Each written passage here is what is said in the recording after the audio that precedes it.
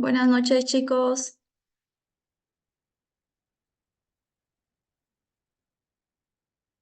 Buenas noches. Buenas Buenas noches. noches.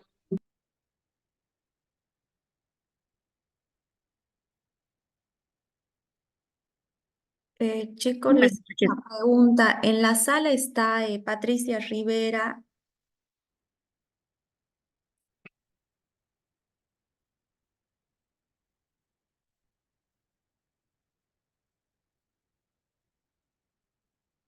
Bueno, me parece que no.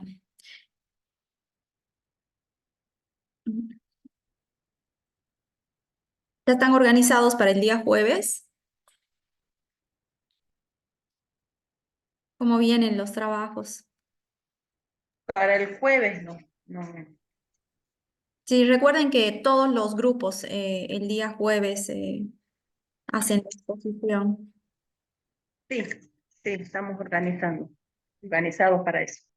Hay un grupo que me parece que les pasé un paper y faltan algunas imágenes de ese paper, algunas gráficas. Igualmente traté de descargarlo y no hay forma, o sea, no sé, no encuentro el paper con los gráficos y por más que pongo descargar, no me los quiere descargar.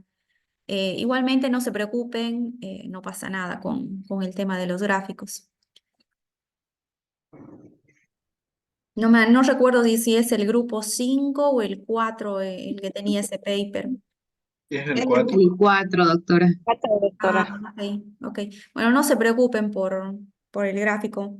No, como les digo, no, difícil, no lo puedo, o sea, ni siquiera me aparece a mí. Pongo descargar el paper y no me aparece la imagen, no sé por qué. Traté de buscarlo en otra plataforma, pero tampoco lo encontré. A mí me hubiera gustado darles otro tipo de casos clínicos en inglés, pero no sé si todos manejan inglés, así que traté de buscarles lo que pude en español, así que espero que se arreglen igual con ese paper. Bueno, empecemos, chicos. ¿Quieren preguntarme algo antes de empezar la clase o arrancamos nomás?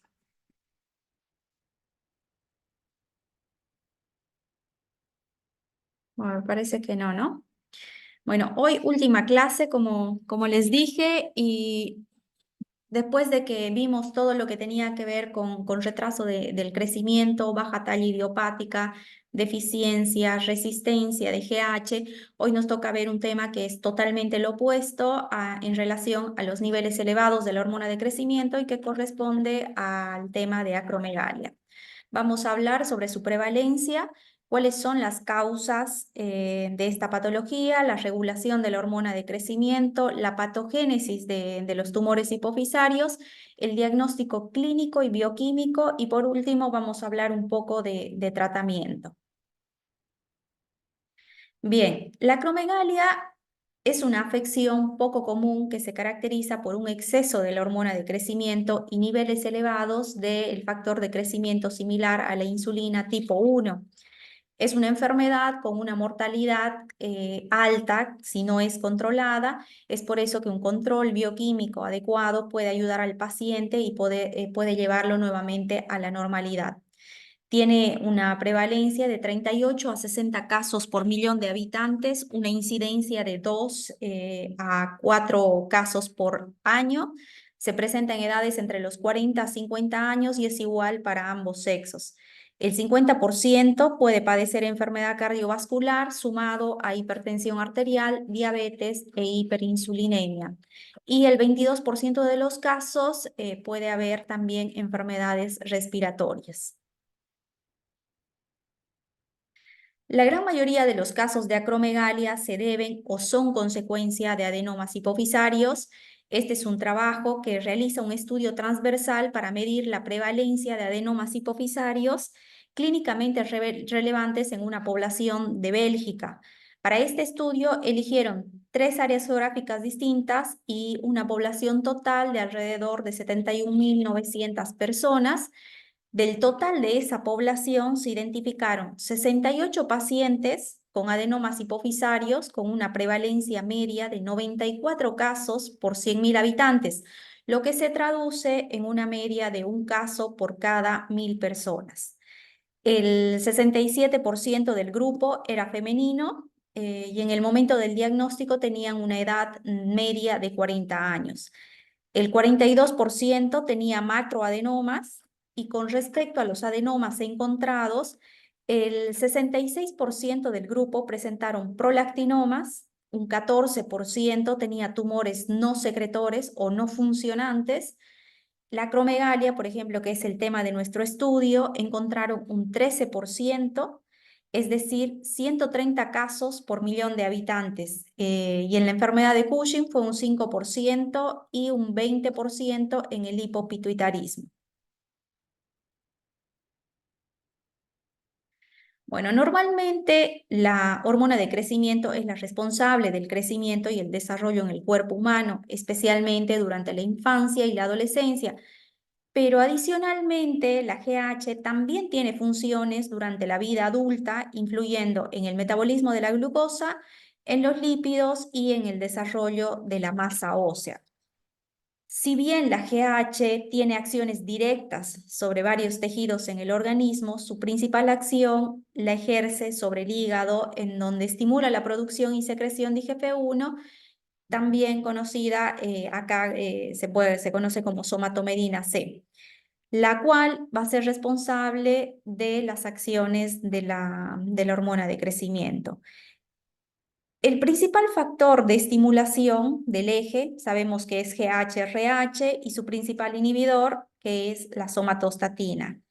En la acromegalia y el gigantismo, tanto los niveles de GH como de IGF-1 se encuentran elevados, siendo el IGF-1 el principal efector del cuadro clínico en estos pacientes. Las causas de acromegalia se pueden dividir en tres: en exceso primario de GH, en exceso de GH ectópico o iatrogénico y en exceso de la hormona liberadora de la hormona de crecimiento o GHRH. La acromegalia es causada más comúnmente por un adenoma hipofisario en el 98% de los casos y se denomina somatotropinoma. La mutación más asociada implica todo lo que tiene que ver con una activación en la subunidad alfa del gen que codifica para la proteína estimulante de GHRH. Otras causas de exceso primario de GH incluyen los adenomas hipofisarios que secretan múltiples hormonas, es decir, adenomas que pueden cosecretar con prolactina o tratarse de un adenoma mixto, con secreción de GH, prolactina y TSH, por ejemplo. También están los mamosomatotropinomas, los adenomas de células madres acidófilas. Y por otro lado, el exceso de GH puede ser ectópico y ocurre en menos del 1% de los casos y es producido por otros tumores, también como el linfoma, tumores de mama, ovario, tumores de células de los islotes pancreáticos, etc.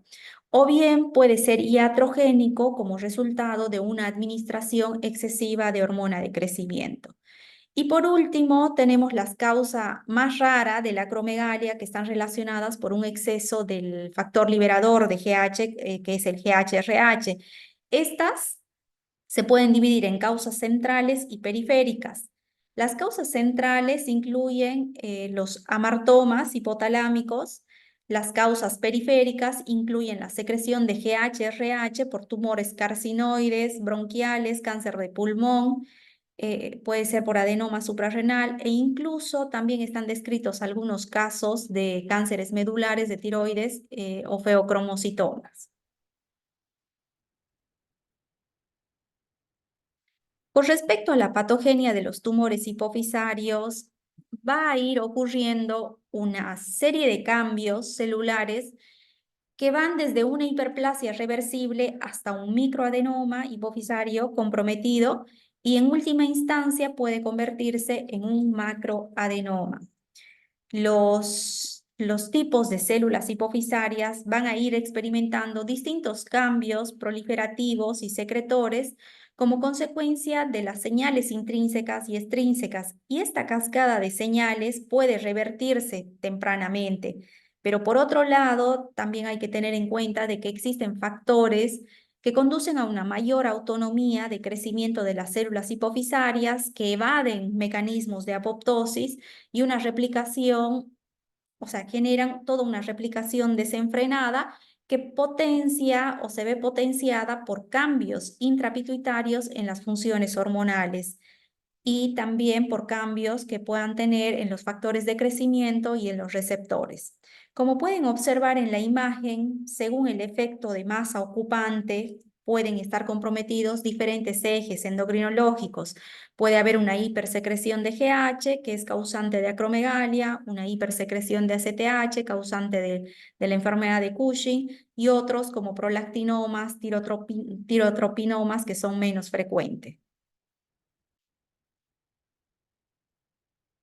En condiciones normales, nuestro organismo trata de mantener un fino equilibrio en la supervivencia de las células endocrinas de la hipófisis, pero para ello necesita de la contribución de algunos factores.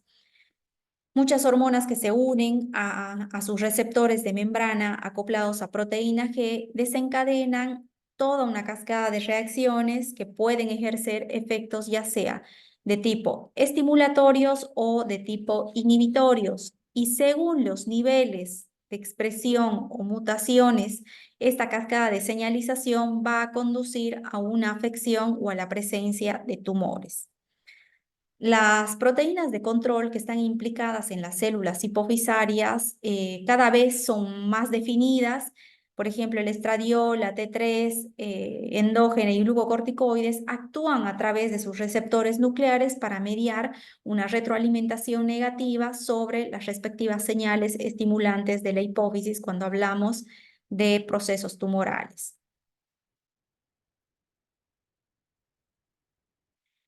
En el año 1986, Pierre Marie utiliza por primera vez el término acromegalia y da una descripción completa de un cuadro clínico característico. Poco a poco va quedando claro que el agrandamiento de la hipófisis era la causa y no la consecuencia de la acromegalia como se pensaba inicialmente. Y definió a la acromegalia como el gigantismo de la adultez y el gigantismo como la acromegalia de la adolescencia. Es decir, que la acromegalia y el gigantismo son la misma enfermedad, pero ocurre en diferentes etapas de la vida. En el adolescente se denomina gigantismo y en el adulto se denomina acromegalia. A fines más o menos del siglo XIX y del siglo XX, la mayor parte de información que derivaba más o menos de, o sea, acerca de acromegalia se derivaba de descripciones de casos y exámenes post-mortem de pacientes con esta enfermedad o pacientes famosos con gigantismo. Y estos son algunos de los ejemplos. Por ejemplo, tenemos a Lewis Wilkins en 1874, que tuvo una altura reportada que varió entre los 2 metros 26 a 2,53 metros. Una de las características que presentaba este paciente era una hipertrofia facial izquierda asimétrica y un mes antes de su muerte pierde repentinamente la visión de un ojo y sufría fuertes dolores de cabeza. Luego tenemos a Fedor Magnó en 1880, comienza a crecer rápidamente a partir de los 4 años. Sus médicos lo que informaron más o menos una antropometría cuando tenía los 22 años y él en ese momento tenía una altura de 2 metros 38, sus pies medían 370 milímetros de largo, o sea, más o menos 37 centímetros sería. En el caso de este paciente, por ejemplo, se describe un aumento notable de la frecuencia de pulsos y muere por tuberculosis. Luego tenemos el caso de acromegalia familiar, Batista Hugo, que alcanza una altura de 2,30 metros, su hermano Paolo, que tenía una altura final de 2,25 y además tenían hermanos y 2 hermanas que tenían longitudes normales. Frederick Kempster en 1889, conocido como el gigante gentil, cuando tenía 15 años experimenta fuertes dolores de cabeza y empieza a crecer rápidamente hasta el momento de su muerte, que tenía más o menos 29 años. Y así tenemos varios ejemplos más, como en Ucrania, en Estados Unidos, el famoso caso de Andy Allen. Otro caso también es el de Robert Wadlow, que es considerado como el hombre más alto de la Tierra desde el año 1937. Su altura fue de 2,72 metros, o el caso de Marianne, una enfermera inglesa que fue considerada la mujer más fea del mundo. A los 32 años, esta mujer empieza a sufrir un crecimiento anormal y desfiguración del rostro, junto con dolores severos de la cabeza y también caída de los párpados. Y acá les muestro este último caso que fue inspirado en la creación de una de las películas infantiles de Shrek. Hablamos de Maury Tillet, un luchador francés que cuando era niño tenía una apariencia completamente normal y a partir de los 20 años empieza a notar hinchazón en los pies, las manos y la cabeza, y después de visitar a su médico hacen el diagnóstico de acromegalia y finalmente muere por enfermedad cardiovascular. ¿Cómo es el diagnóstico clínico de la acromegalia? Suele ser un trastorno de progresión lenta que aparece en la tercera o cuarta década de la vida. Aproximadamente el 40% de los casos son inicialmente diagnosticados por un médico clínico, mientras que el resto de los pacientes son derivados por el endocrinólogo o cuando consultan con el oftalmólogo, reumatólogo, etc. Estos pacientes presentan cambios en su apariencia, se produce, o sea, todo lo que es un crecimiento esquelético, también hay cambios faciales que incluyen agrandamiento de nariz, labios, crecimiento de los huesos frontales y de la mandíbula con prognatismo, separación de los dientes y mala oclusión. A nivel de los tejidos, o sea, de piel y tejidos, hay un crecimiento acral y edema de los tejidos blandos, hay hiperhidrosis, que es la sudoración excesiva, tienen seborrea, skin tags, que son pequeños pliegues de la piel que se forman alrededor del ano, y acantosis también nigricans. A nivel del hueso y articulaciones se observa rigidez articular, artralgias en un 75% de los casos, parestesias en el 50%, síndrome de túnel carpiano en el 6%, es decir, hay entumecimiento y hormigueo de la mano y del brazo. Presentan astenia, debilidad muscular, miopatía proximal y alteración de los nervios periféricos. En el corazón hay un aumento de la masa ventricular, arritmias, falla biventricular, enfermedad cardíaca. La hipertensión arterial también va entre un 25 a un 50% de los casos. Esto contribuye a una mayor mortalidad cardiovascular causada sobre todo por retención de agua, de sodio, y este dato clínico no se relaciona con los niveles de la hormona de crecimiento, pero sí con la duración de la enfermedad.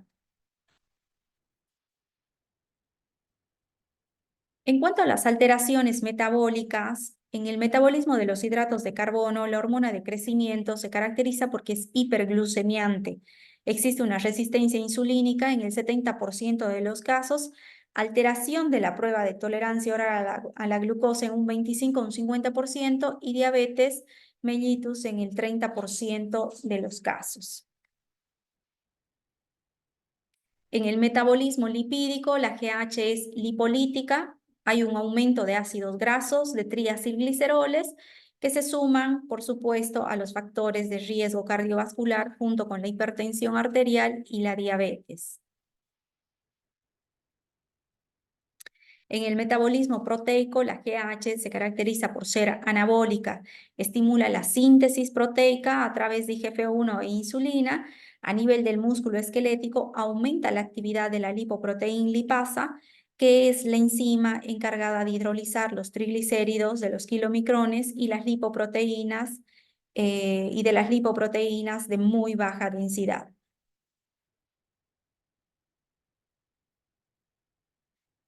Algunos pacientes pueden presentar pólipos o cáncer de colon, y al parecer también se han reportado casos de cáncer de mama, de próstata y tiroideo. Como enfermedad respiratoria manifiestan el síndrome de apnea del sueño, que sucede justamente cuando la respiración se interrumpe de forma repetida durante el sueño. Como efectos renales, en el balance hidroelectrolítico presentan hipercalcemia, hiperproteinuria, aumenta la actividad de vitamina D, la incidencia de litiasis renal es de un 6 a un 8% de los casos, hay hipercalciuria en el 42 a 68% y un aumento de la reabsorción de agua y de sodio. Entre otras manifestaciones endocrinas, por ejemplo, pueden haber a nivel tiroideo bocio nodular no tóxico entre un 40 y un 60% e hipertiroidismo en un 10%.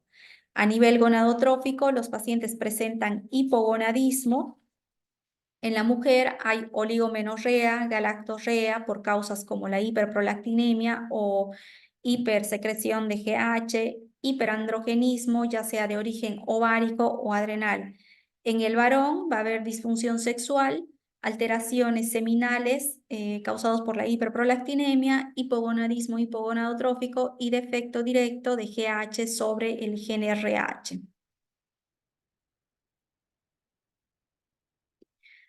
Bien, cuando el resultado del examen clínico y todo lo que tiene que ver con los test bioquímicos, que enseguida lo vamos a ver, indican la presencia de una acromegalia, que indican, ¿no? El diagnóstico o la presencia de una acromegalia, es importante realizar la confirmación a través de una simple radiografía de la silla turca o una tomografía axial computarizada para poder confirmar la presencia del tumor hipofisario, y también es muy útil la resonancia magnética nuclear para poder clasificar ese tumor hipofisario de acuerdo a su tamaño, su ubicación respecto de la glándula y determinar también lo que es la extensión y la invasión de las demás estructuras que lo rodean.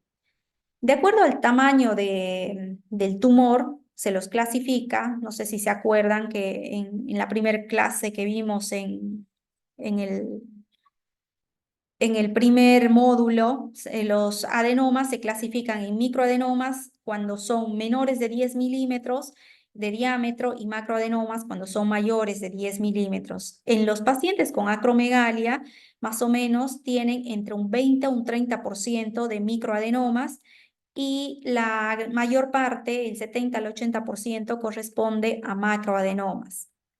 El diagnóstico también puede ser de tipo neurooftalmológico a través de la realización de campo visual con cúpula de Goldman o campo visual computarizado, que sirve para evaluar precisamente si es que el campo visual de estos pacientes es normal o no debido al efecto de masa ocupante si es que tuviera la presencia de un tumor.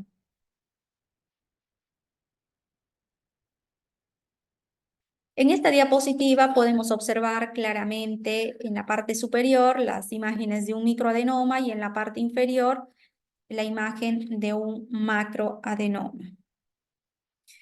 Pasemos a lo que es el diagnóstico bioquímico. El objetivo de las determinaciones bioquímicas es demostrar la secreción autónoma de la hormona de crecimiento, lo que en la práctica se puede evidenciar a través de la medición de la hormona de crecimiento, ya sea de forma basal o a través de una prueba de tolerancia oral a la glucosa, o evaluando también el efecto periférico de la hipersecreción de GH demostrado por los cambios en las concentraciones de IGF-1. Distintas guías de consenso nos indican de que los niveles elevados de IGF-1 y la falta de supresión de GH en alguno de los tiempos de la prueba de tolerancia oral a la glucosa a menos de 1 nanogramo por mililitro o menos de 0.4, perdón, según el ensayo utilizado, confirmaría el diagnóstico de acromegalia.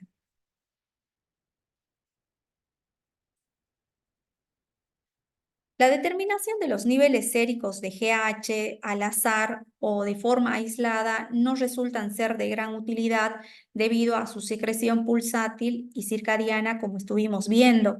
En un sujeto normal, los valores de GH se encuentran entre 0,1 a 0,2. Sin embargo, durante el día se producen varios picos secretores de GH que pueden alcanzar concentraciones de 5 a 30 nanogramos por mililitro. Entonces, son estos valores los que se pueden superponer con los observados en los pacientes en la acromegalia. Además, diferentes estudios han demostrado que los niveles de GH son influenciados por la edad, por el índice de masa corporal, el ejercicio, los niveles de glucemia.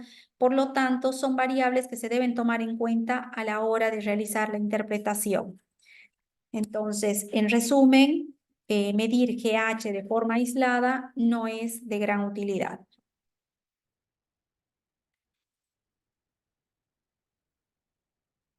Las dificultades que podemos observar o que pueden presentarse en la determinación bioquímica de GH se deben fundamentalmente al inmunoensayo utilizado y se basan en los diferentes calibradores y anticuerpos, además de que influye la heterogeneidad molecular de la GH y el efecto de las proteínas de unión a la hormona.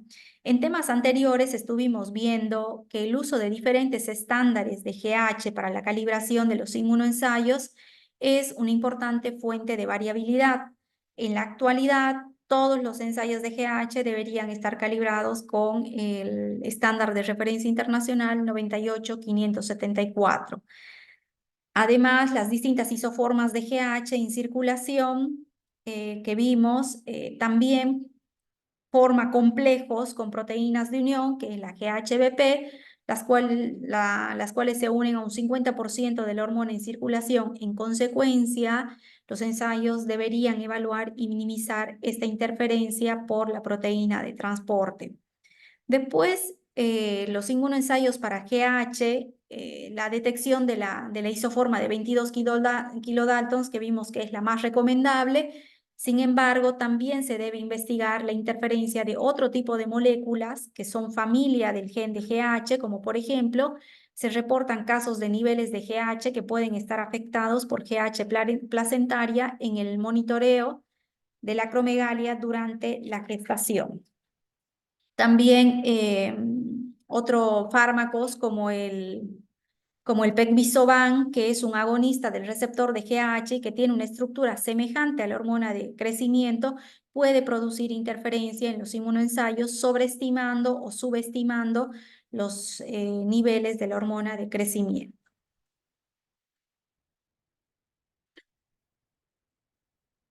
El tradicional radioinmunoensayo fue reemplazado por ensayos más sensibles como el IRMA, el ELISA, el IGMA y ensayos inmunofluorométricos con límites de detección menores a 0,1.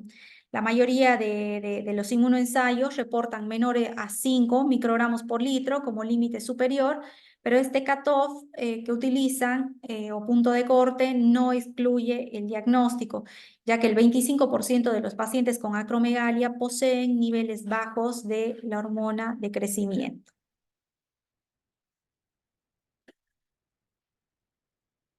Este es un trabajo que evalúa a pacientes que fueron diagnosticados con acromegalia y que presentaban valores normales de GH en plasma, pero concentraciones elevadas de IGF-1. Se tomaron muestras de GH cada 10 minutos durante 24 horas y se realizó una prueba de tolerancia oral a la glucosa. Entre un total de 63 pacientes con acromegalia recién diagnosticada y clínicamente activa, se identificaron 16 pacientes con niveles medios de GH en plasma de 24 horas dentro del rango normal, 12 pacientes, la media de GH fue inferior a 2,5 y en 8 pacientes la GH plasmática post-glucosa fue inferior a 1 microgramo por litro. Por lo tanto, este trabajo lo que concluye es que es importante identificar a los pacientes con características de acromegalia, incluso si sus concentraciones plasmáticas de GH son aparentemente normales. Una de las cosas que mencionan es que la exposición continua del hígado y otros tejidos a niveles tónicos de GH mínimamente elevados son suficientes para aumentar la producción de IGF-1 y causar todo ese cuadro clínico que es característico del paciente que tiene acromegalia. Estos son gráficos en donde podemos observar la superposición de los valores medios de GH plasmática en pacientes con acromegalia y en pacientes controles. En la figura A, si bien los pacientes con acromegalia tenían niveles de GH significativamente más elevados que los pacientes controles, se trataban de valores de GH dentro del rango de normalidad. En la figura C, vemos los valores nadir de GH en plasma durante la prueba de tolerancia oral a la glucosa en los 16 pacientes con acromegalia, mostrando valores menores a 1 microgramo por litro. Y en la figura D tenemos los valores plasmáticos de IGF-1 en 6 mujeres y 10 hombres con acromegalia. Todos tenían niveles elevados de IGF-1 y las líneas discontinuas representarían los límites superiores normales de IGF-1 para hombres y mujeres.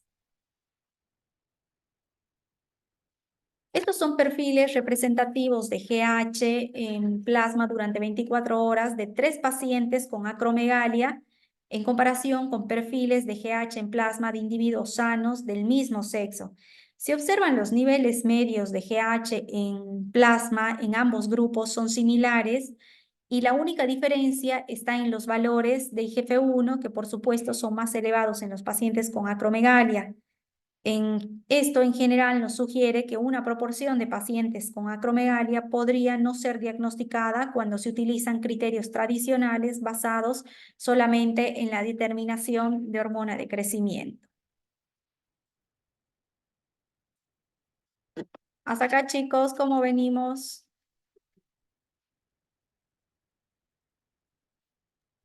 Vamos bien, doctora. Bien, doctora. ¿Alguna vez alguien tuvo algún caso de paciente acromegálico o de gigantismo por ahí en la adolescencia? Sí, doctora, hemos tenido casos. Y tenemos, ¿no? Porque son pacientes que frecuentemente están en control. Ok, ¿son pacientes que son causas tumorales la mayor parte de los casos o por ahí tienen algún paciente por administración exógena de hormona? No, son tumorales, Ah, ok, todos son tumorales. son tumorales.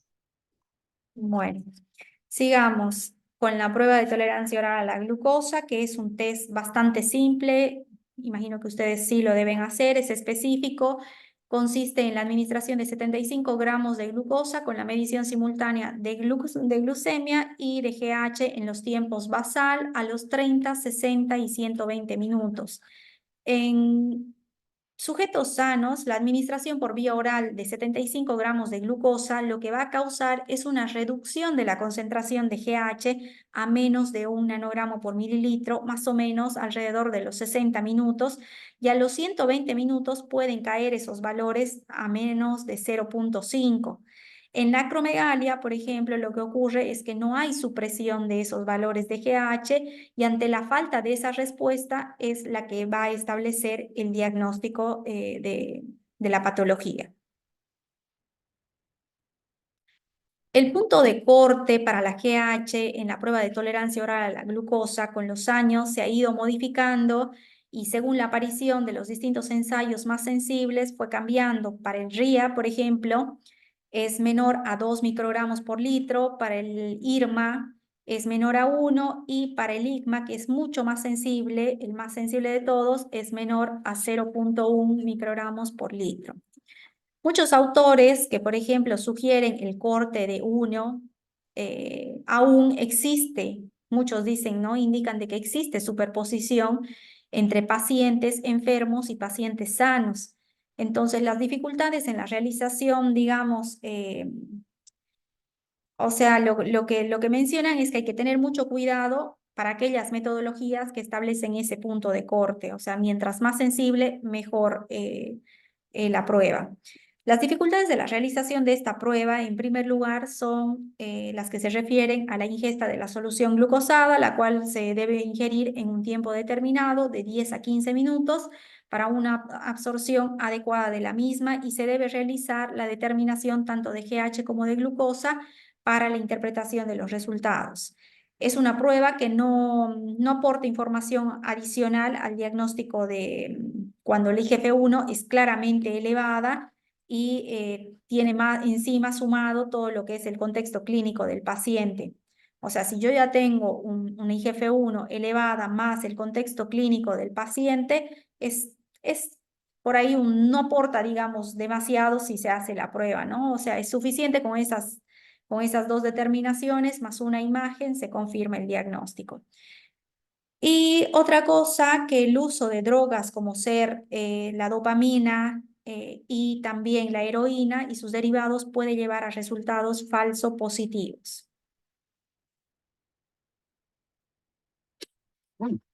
No hay datos suficientes y disponibles para definir un verdadero límite de corte que excluya la acromegalia con los nuevos ensayos sensibles en los sujetos sanos. Por lo tanto, los valores de GH tienen que interpretarse en conjunto con los niveles de IGF-1 y siempre, chicos, en el contexto clínico del paciente.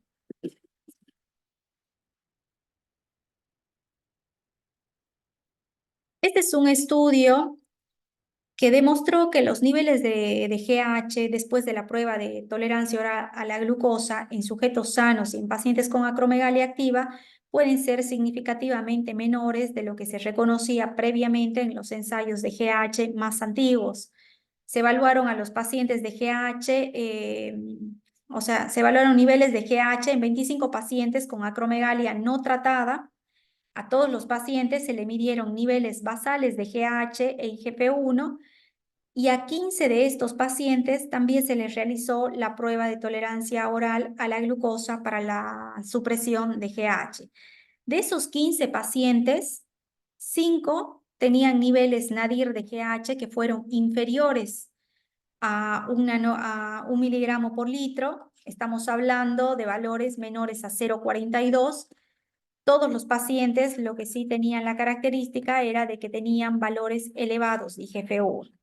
Y el trabajo lo que concluye mencionando es que el diagnóstico no debe descartarse a aquellos pacientes con niveles elevados, o sea, no debe descartarse en pacientes que tienen niveles elevados de IGF-1, pero niveles basales de GH inferiores a 1.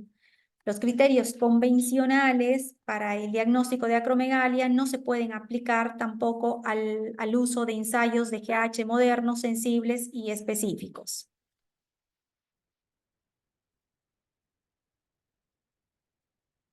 Este es un estudio realizado en la ciudad de Buenos Aires, en la división de endocrinología del Hospital Durán, en donde evaluaron 123 pacientes con acromegalia y solo 87 de esos 123 tenían información bioquímica. De esos 87, 54 eran mujeres y 33 eran varones, con una media de edad de 46,6 años y 72 pacientes, de ellos 46 mujeres y 26 varones, presentaron valores de GH mayores a 5.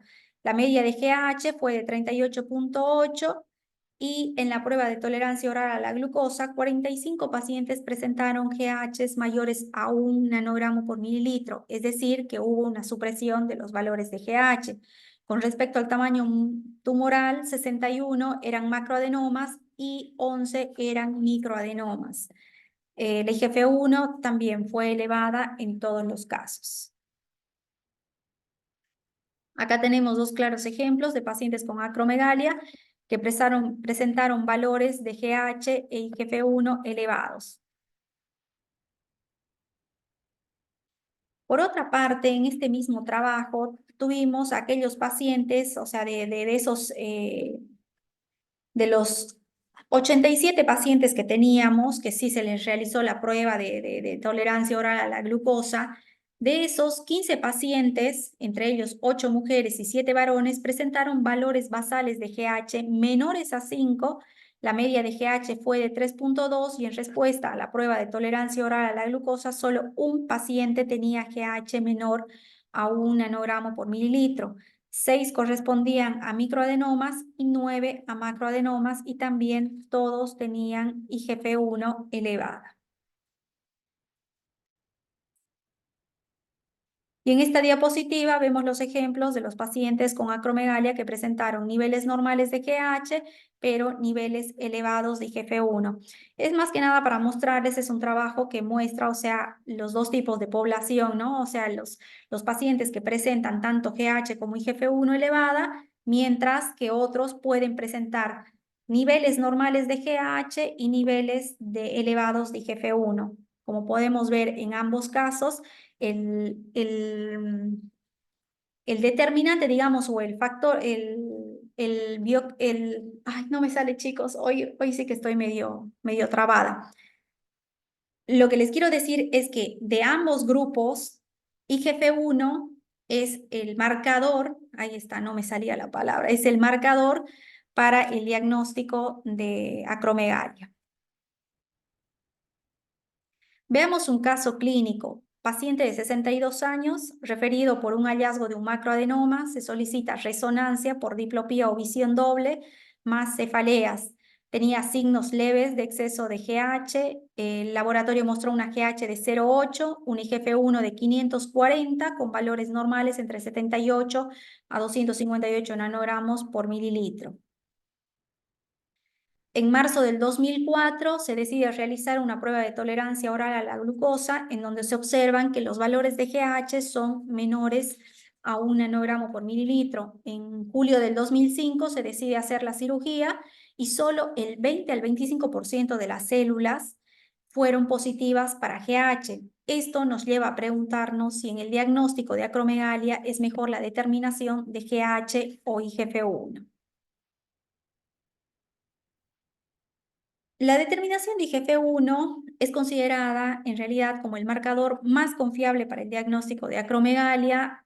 Sus niveles muestran una relación logarítmica lineal con la concentración de GH en 24 horas, es decir, representa la IGF-1 la secreción integrada de la hormona de crecimiento sin variaciones pulsátiles ni circadianas, lo que posibilita su determinación en cualquier momento del día. Y es importante que IGF-1 también se interprete en el contexto clínico del paciente. Bueno, los factores fisiológicos que pueden alterar las concentraciones de IGF-1 son cambios crónicos en el estado nutricional, por ejemplo, la anorexia nerviosa, vamos a ver que los niveles de IGF-1 disminuyen. Igualmente, esto ya lo vimos en las anteriores clases, es más que nada para recordarles. La edad, que es otro factor importante, como vimos, durante el primer mes de vida los valores de IGF-1 son indetectables, en la infancia y en la niñez son bajos, luego aumentan y alcanzan su punto máximo en la pubertad y posteriormente disminuyen. También influyen las proteínas de transporte de IGF-1 que podían ser IGF-BP3, BP2, BP5 y la subunidad ácido lábil con quien formaban todo lo que es el complejo ternario. También puede influir la insulina, estrógenos, andrógenos, la hormona tiroidea y el cortisol. En cuanto a las dificultades analíticas en la determinación de IGF-1, estarían relacionadas con métodos para remover la proteína de transporte. Para la medición de IGF-1 es necesario que se separen esas proteínas de transporte. Entonces, los métodos de separación pueden incluir la acidificación, que les había mencionado, con ácido etanol seguida de cromatografía, o bien lo que hacen la mayor parte de los ensayos es administrar o adicionar una concentración saturante de IGF-2 de tal manera que desplaza la IGF-1 de sus proteínas de unión y así permite su medición. Si bien los resultados entre los distintos ensayos pueden correlacionarse bien en poblaciones sanas, esto puede variar en circunstancias patológicas. Por ejemplo, en pacientes con diabetes mellitus, no sé si se acuerdan, la medición de IGF-1 puede estar afectada porque estos pacientes tienen una mayor cantidad de proteínas transportadoras como son las IGF-BP3. Además, en la diabetes, la molécula de IGF-1 puede llegar a glicosilarse y en consecuencia ser potencialmente no reconocida por los anticuerpos monoclonales que son utilizados en los inmunoensayos. Otra dificultad es la utilización de diferentes patrones de referencia internacional, que también lo vimos. la distinta afinidad y especificidad del anticuerpo usado, el número de individuos involucrados en lo que es para establecer los valores de referencia ajustados según edad y sexo que permitan una adecuada interpretación de las concentraciones de IGF-1. Y por otro lado, se sugiere que se calcule el desvío estándar para poder situar de mejor manera al paciente, ya sea por encima o por debajo de la media poblacional de referencia. Bueno, hasta acá veamos otro casito clínico, paciente de 62 años con acromegalia, no, perdón, de 62 años, paciente de 48 años con acromegalia, antes y después de una cirugía transesfenoidal debida a un macroadenoma. Este paciente, antes de la cirugía, podemos observar que tiene una prueba de tolerancia oral a la glucosa, que tuvo una respuesta de supresión con valores, no tuvo, perdón, una respuesta de supresión con valores de GH de 11, 14, y post-cirugía se vuelve a realizar la prueba y podemos observar una mejor respuesta con valores disminuidos de GH y GF1. La resonancia no muestra restos tumorales y un año después de la cirugía, más o menos en 1994, estos valores de IGF-1 y GH vuelven a la normalidad. Bueno, la medición de IGF-1 en suero no solo se utiliza para el diagnóstico de acromegalia, sino también sirve para el seguimiento de aquellos pacientes con acromegalia tratada. Es así que este trabajo lo que hace es evaluar el rendimiento de 4 inmunoensayos de IGF-1 en el seguimiento de los pacientes con acromegalia. El estudio se llevó a cabo en 52 sueros de 40 pacientes con acromegalia tratada. El IGF-1 sérico se midió con radioinmunoensayo de Immunotech, Diazorin, Sharing y laboratorio y mediante inmunoensayo automatizado quimioluminiscente de Nichols. La población de referencia para estos ensayos fueron sujetos normales de la misma edad y Se sexo. cortó, doctora. ¿Cómo?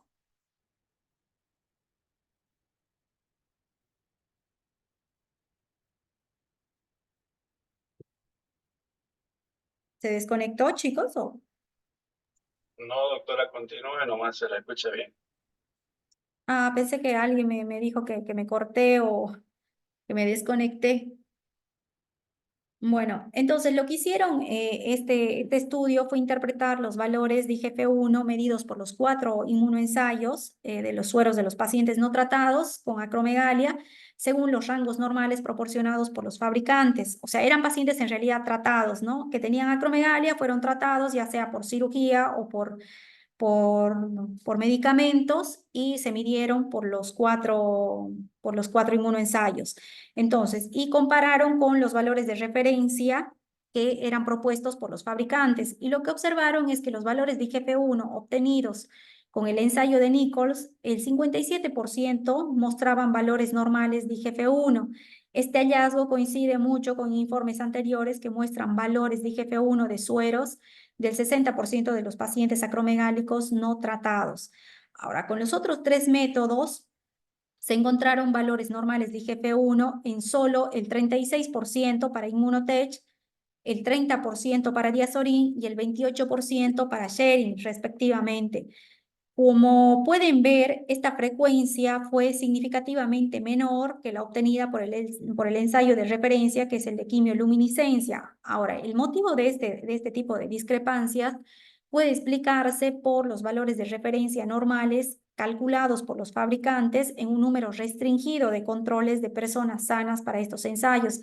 Usaron como muy poquitos pacientes para poder calcular esos valores de referencia. Entonces, este hallazgo hizo que estos autores determinaran los valores de referencia en una población mucho más grande de 728 sujetos sanos para el ensayo de Immunotech y para el ensayo de Diazorin. Y además, estos valores de referencia se determinaron por edad y sexo.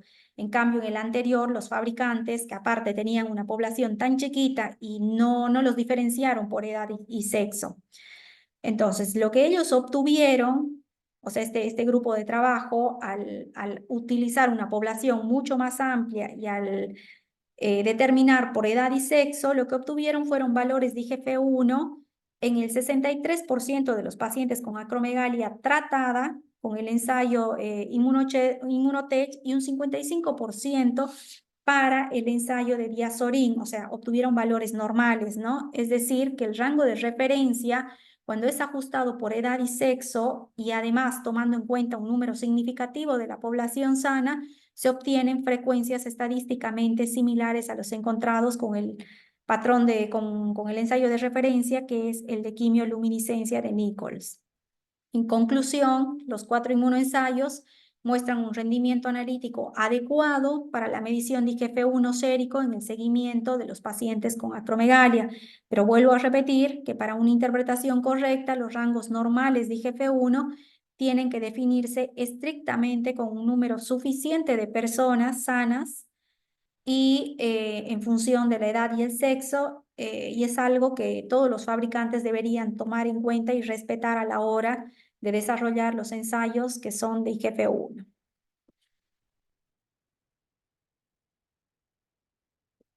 Ay, espérenme un segundo que...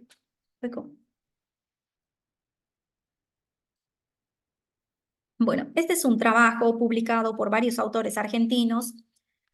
Entre ellos está la doctora Mirta Gittelman, que es la persona que observan en la fotografía. Ella es la médica, es una médica especialista de endocrinología del Hospital Durán. Otra de las autoras es la doctora Adriana Oneto, que es bioquímica, también del Hospital Durán. Ella también es especialista, que ella sí fue mi directora de tesis en la especialidad de endocrinología. Bueno, este grupo de autores analizaron mediciones de IGF-1 en suero para el diagnóstico y el seguimiento de los pacientes con acromegalia. Lo que hicieron fueron analizar un total de 102 muestras, 77 eran mujeres, 25 varones, entre 18 a 79 años de edad, con 2 ensayos de IGF-1 diferentes. Uno era un IRMA, o un ensayo inmunométrico, y el otro era un ensayo quimioluminiscencia de Inmulay. Consideraron las muestras de 64 pacientes con acromegalia en diferentes estadios. 55 eran pacientes con enfermedad activa, 44 eran pacientes con acromegalia en tratamiento médico y 9 eran curados post cirugía.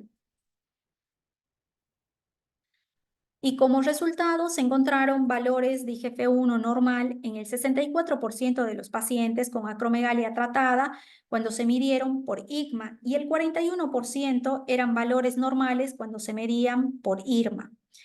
Si analizamos los resultados de los pacientes acromegálicos que fueron tratados bajo análogos de somatostatina, IGF-1 fue normal en el 58% de los pacientes cuando se medía por IGMA y el 32% cuando se medía por IRMA. 4 fueron dudosos, la resonancia magnética era normal, GH post prueba de tolerancia oral a la glucosa era menor a 1, por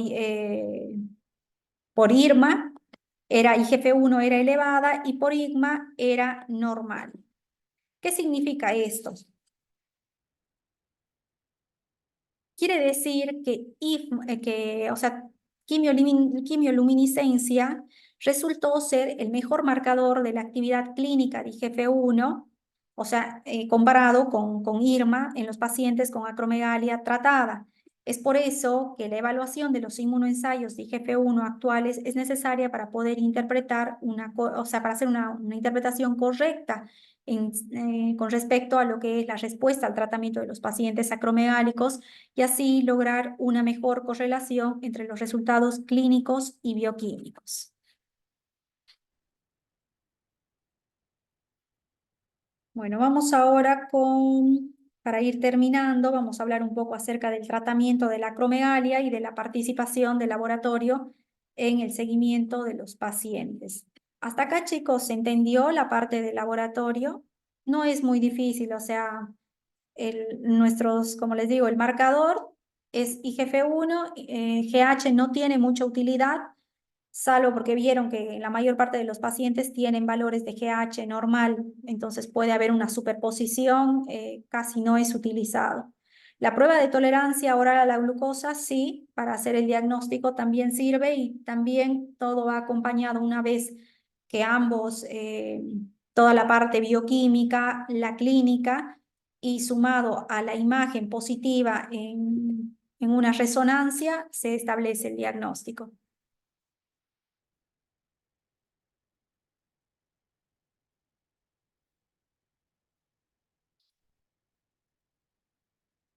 Bueno. Los principales objetivos del tratamiento en pacientes con acromegalia son mejorar o aliviar los síntomas de una hipersecreción de GH con la finalidad de prevenir la morbilidad y la mortalidad asociadas a la enfermedad, preservando el resto de la hipófisis sana. Por otro lado, se debe revertir los cambios somáticos y metabólicos a través de la normalización de los niveles de GH y GF1, eliminar el tumor y los síntomas de efecto masa, evitar la recurrencia tumoral, evitar los efectos adversos como es el panhipopituitarismo, es decir, la deficiencia completa de las hormonas, disminuir la morbilidad, que ya se los mencioné, y lograr una normal expectativa de vida en el paciente. El control del tumor y la hipersecreción hormonal para prevenir la mortalidad y la morbilidad asociadas a la enfermedad, preservando todo lo que es esa hipófisis sana.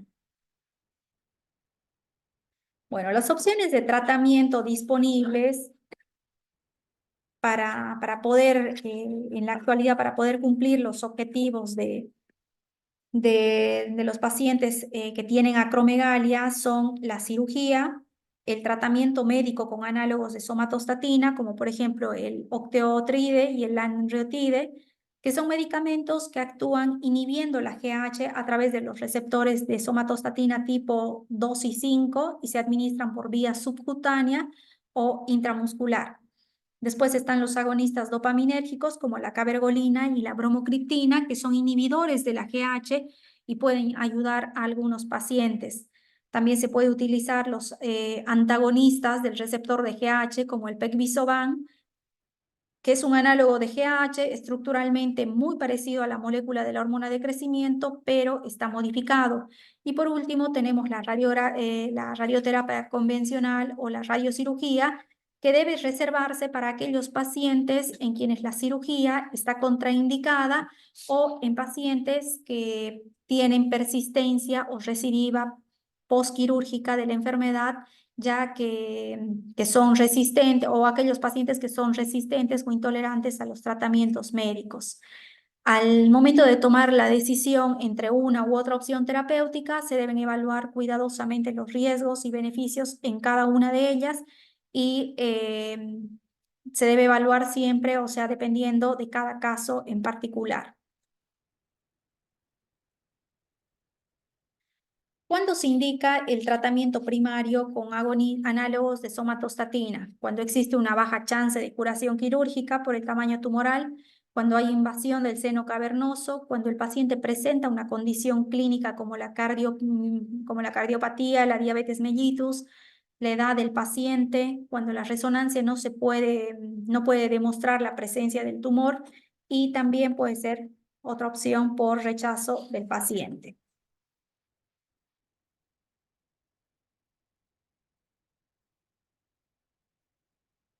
Bueno, los criterios bioquímicos para poder evaluar la eficacia de todos los enfoques terapéuticos son las concentraciones séricas de IGF-1 normal para la edad y sexo. Con respecto a las determinaciones de GH al azar, no son suficientes para el seguimiento de los pacientes. De hecho, la prueba de tolerancia oral a la glucosa puede no ser tampoco útil para monitorear la respuesta al tratamiento médico. Si bien, o sea, la prueba es muy útil para hacer el diagnóstico, para hacer seguimiento en los pacientes que reciben medicación, ya sea con análogos de somatostatina o agonistas dopaminérgicos, la prueba de tolerancia oral a la glucosa no es útil. Lo único que es útil acá solamente es el control con IGF-1.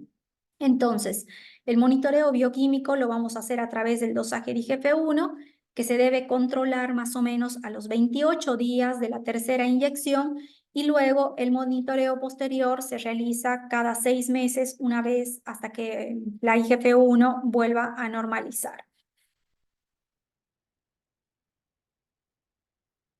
Con el Pegvisomab ocurre algo particular. Dijimos que es un antagonista del receptor de GH que tiene una estructura muy similar a la hormona de crecimiento y que ha sido diseñado precisamente para unirse al receptor de GH en la superficie celular y bloquear así el proceso de dimerización del receptor y por lo tanto bloquear de esa forma la acción de la hormona de crecimiento.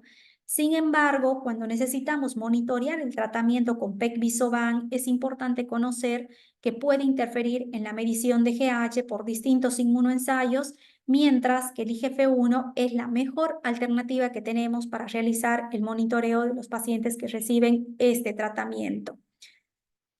¿Ustedes les indican en sus órdenes el tipo de tratamiento que están recibiendo los pacientes? ¿Alguna vez recibieron a alguien con Pegvisomab? La verdad no recuerdo, doctora. Sí indican, ¿no? Porque se les pregunta qué medicamento están tomando, pero la verdad no recuerdo. Bueno, la mayoría de los médicos inician siempre el tratamiento con octiotride y lanreotide. Eso sí no producen ningún tipo de interferencia, pero cuando alguna vez reciban Pegvisomab y les pidan dosar GH, sepan que causa interferencia en la metodología. Así que ténganlo en cuenta con solamente ese medicamento. Ya, doctora, gracias. Bueno, el tratamiento con Pegvisomab puede ocurrir, como les digo, puede producir aumento en los niveles de GH hasta 2 veces en espejo con descenso de IGF-1. Los mecanismos serían por efecto directo en el eje hipotálamo hipofisario, puede ser por un efecto indirecto por descenso de IGF-1 y un feedback positivo, puede ser por reducción del clearance de GH o por una reacción cruzada de la molécula con los inmunoensayos. Bueno, aquí les muestro un trabajito, por ejemplo, que fue realizado por la doctora Oneto, que analiza la medición de GH en pacientes acromegálicos que reciben el tratamiento con Pegvisomab.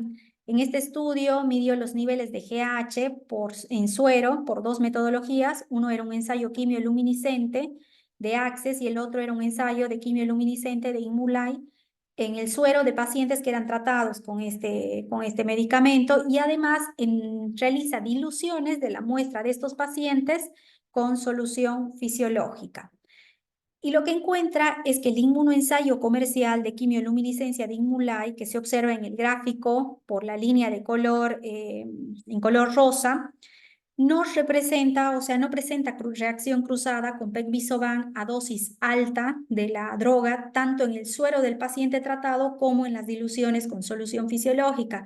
Pero por el contrario, con el inmunoensayo de Access, que también es quimioluminiscencia y que es de Beckman, sí se observa por la línea, ustedes ven en la línea en color azul, esta sí presentó interferencia tanto en los pacientes tratados como en las diluciones. Entonces, este trabajo lo que concluye es que la medición de IGF-1, de GH por Imulai proporciona información, o sea, no proporciona información sobre la GH verdaderamente endógena en los pacientes tratados con Pegvisomab. Es el único de todas las metodologías, Imulai es la única que no cruza con este antibiótico. Si ustedes, como sé que usan Maclumi, considérenlo a la hora de que en la orden siempre figura si está en tratamiento, que les anote el tratamiento que están recibiendo.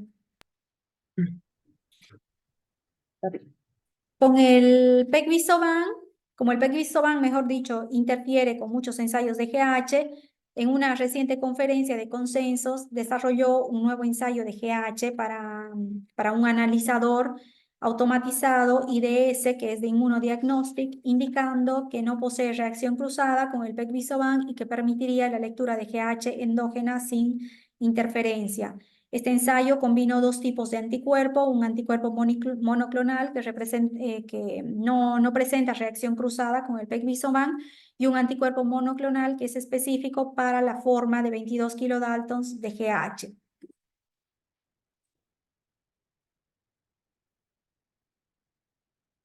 Bueno, la cirugía, y algo para comentarles un poquito acerca de la cirugía, porque me parece también importante que ustedes sepan en qué momento debería hacerse el dosaje a aquellos pacientes una vez que son sometidos a, a una resección post cirugía, saber en qué momento realizar el control bioquímico. Entonces, en el servicio de endocrinología del Hospital Durán, lo que hicieron fue analizar la tasa de curación de los pacientes de acromegalia sometidos a cirugía. Aquellos que tenían un microadenoma, la recuperación con valores de IGF-1 normales fueron en el 58% de los casos, mientras que los pacientes que tenían un macroadenoma solamente recuperaron el 48%.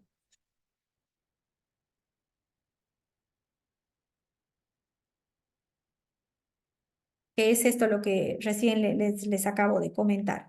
Eso en realidad, o sea, el trabajo que ellos hacen de ver cuál resuelve más rápido, ya sea un microadenoma o un macroadenoma, fíjense que siempre el microadenoma es mucho más fácil de que un paciente vuelva a recuperar comparado con un macroadenoma.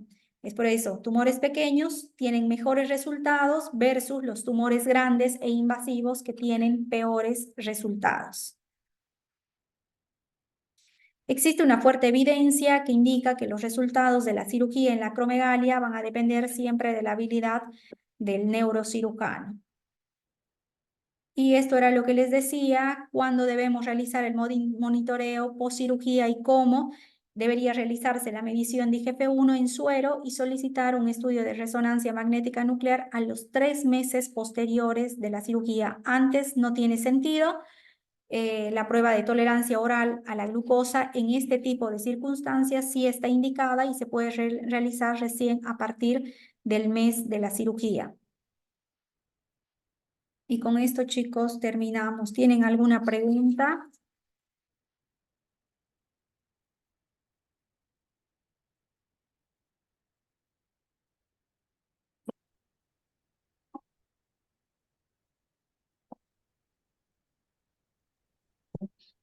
Ay, no sé si alguien me está preguntando, pero se le escuchó entrecortado.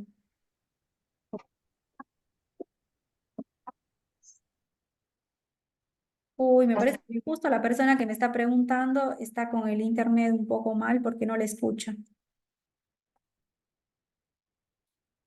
O por ahí me puede preguntar por escribiéndomelo. Para la prueba de tolerancia oral a la glucosa, se utiliza la misma concentración que se utiliza para la prueba de tolerancia oral a la glucosa para medir los niveles de glucosa, ¿cierto? Son los 75 gramos para 300 de agua.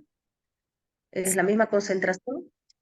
Sí, sí, sí, es la misma, es lo mismo que se utiliza. ¿Ustedes no realizan esta prueba en los pacientes para hacer diagnóstico de acromegalia? Sí. Y utilizamos esa concentración. Solo quería Sí, saber si estábamos haciéndolo de la manera correcta. sí, sí, sí, no, está bien, Claudia, son 75 gramos. Esa es la Ujú. concentración. Lo que quería como más o menos mostrarle, como para que ustedes se den cuenta, por ejemplo, tenemos dos poblaciones, ¿no? Los pacientes que son tratados con medicamentos y tenemos la otra parte que son los pacientes que son post cirugía. Entonces, tengan en cuenta que IGF-1 es el marcador por excelencia y para el caso de la curva de tolerancia oral a la glucosa, solamente se va a utilizar en la población de pacientes post cirugía, no así en los pacientes que son tratados con medicamentos. Para ese tipo de población no es recomendable lo que es la prueba de tolerancia. Tampoco tiene utilidad en esos pacientes para hacer el control, ¿no?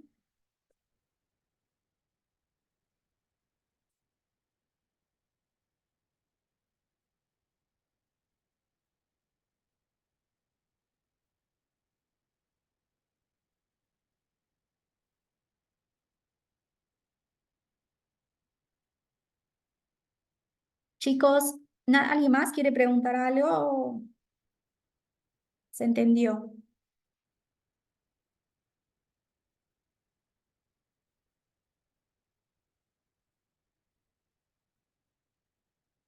Bueno, me parece que está claro, ¿no? Chicos, en la sala está Patricia Rivera o Carolina.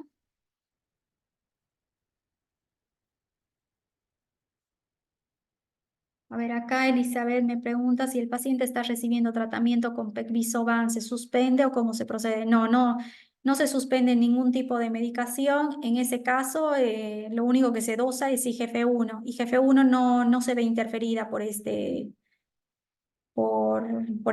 medicamento, solamente la hormona de crecimiento, porque el Pegvisoban es un antagonista del receptor de GH. Al ser antagonista, tiene una estructura molecular que es muy similar a la hormona de crecimiento. Entonces, si yo mido, el médico me manda a dosar hormona de crecimiento, lo que voy a estar midiendo es el medicamento y no la GH endógena del paciente. Solamente con Inmulay, vimos que es el único método con el que no interfiere para medir hormona de crecimiento, pero después no se suspende el tratamiento, solamente se monitorea con IGF-1. Pero si el médico insiste en medir hormona de crecimiento, ya saben qué metodología deberían elegir.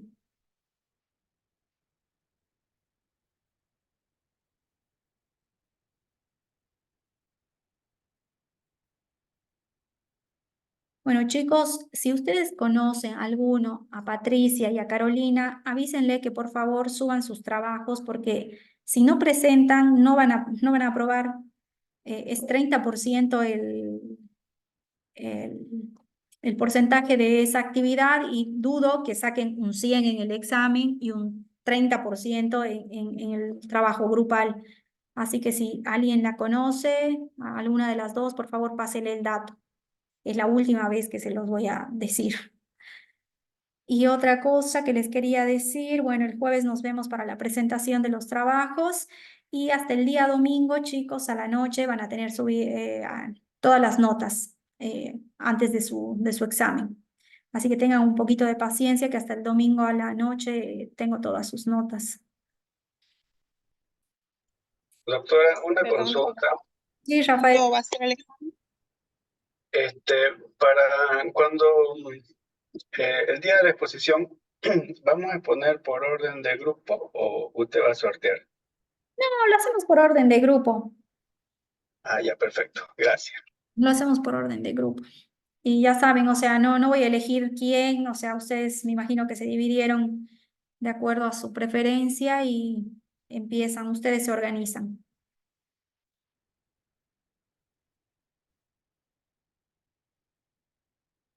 ¿Alguien más, chicos, quiere preguntarme algo?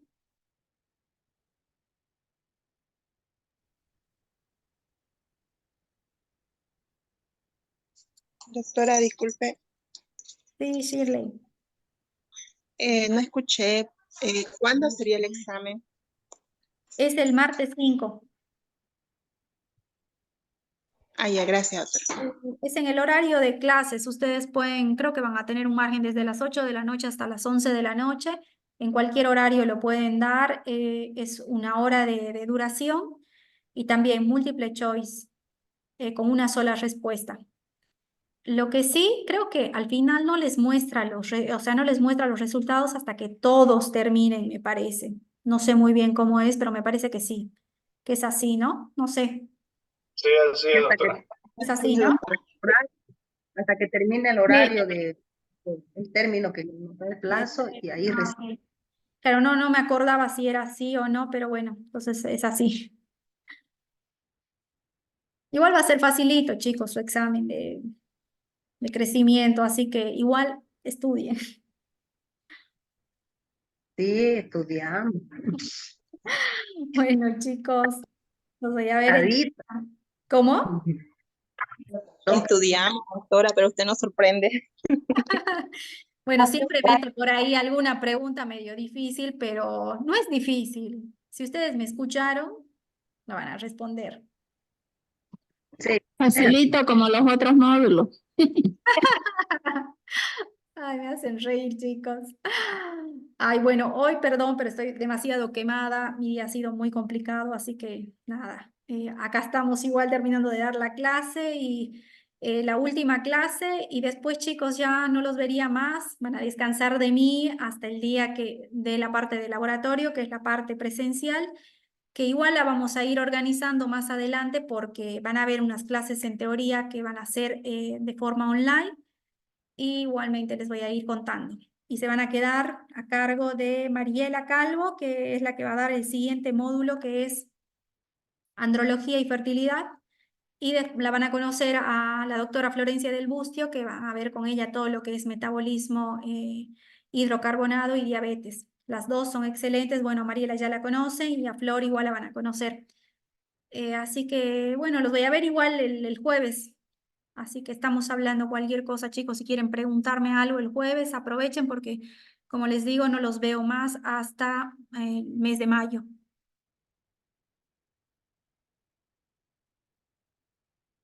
Muy bien, doctora. Bueno, chicos, descansen. Hasta el jueves. Hasta el jueves, doctora. Hasta el